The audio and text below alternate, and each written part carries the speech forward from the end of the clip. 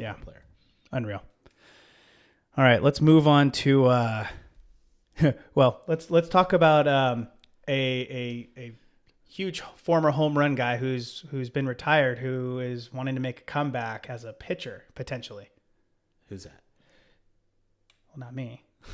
No, Jose Bautista. I thought you were announcing your comeback. We can talk about that later. Okay. We can talk about that later. But no, let's. I've just heard the rumors of Joey Bats. Joey Bats. Yeah, it was supposedly from Marcus Stroman, who was a teammate with him in Toronto. I guess they've been throwing together, and he's vouching for and saying, "Hey, this guy, Joey Bats, can throw in any major league bullpen right now." Didn't he? I think he got clocked at like nearly 100 miles an hour from the outfield one time. Oh, I'm sure. Just chucking it. Yeah, that's different. You get a crow hop, Yeah.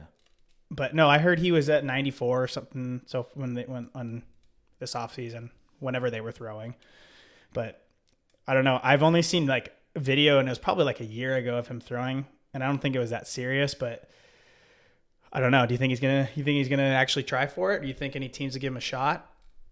I mean, either guys figure it out or they don't.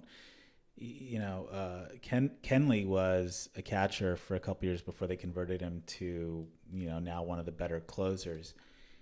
I think just some of these guys either have the physical talents and the ability to do it, or you don't. I mean, you look at Rick Ankiel, obviously, who made it to the majors as a pitcher before, you know, Steve Blass syndrome hit him. Mm-hmm.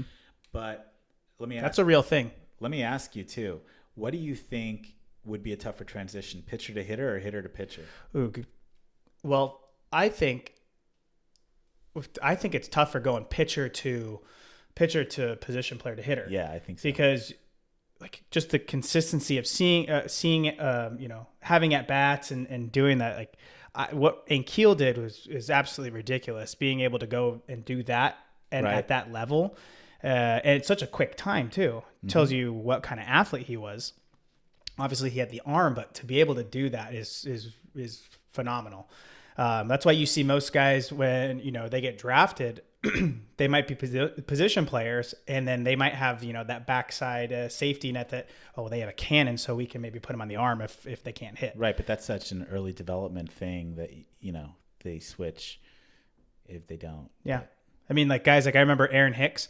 I grew up playing with him, you know, in travel ball and stuff. And he was always so highly touted, but same thing. I think when he got drafted by the Twins, I think they were one of the only teams that, cause he wanted to be a position player and he wanted to hit.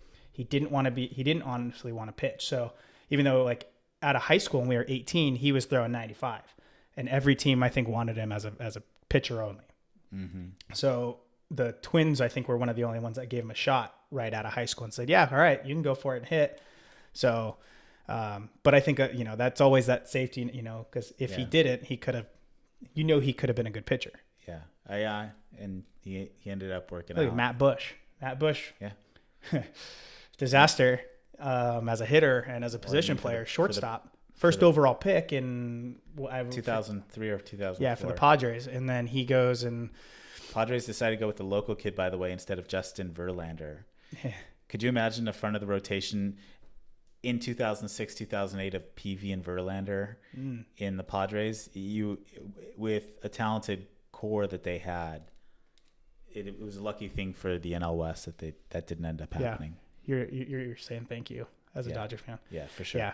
No, but anyways, I mean, I think that definitely is the easier of the two, in my opinion. Mm-hmm.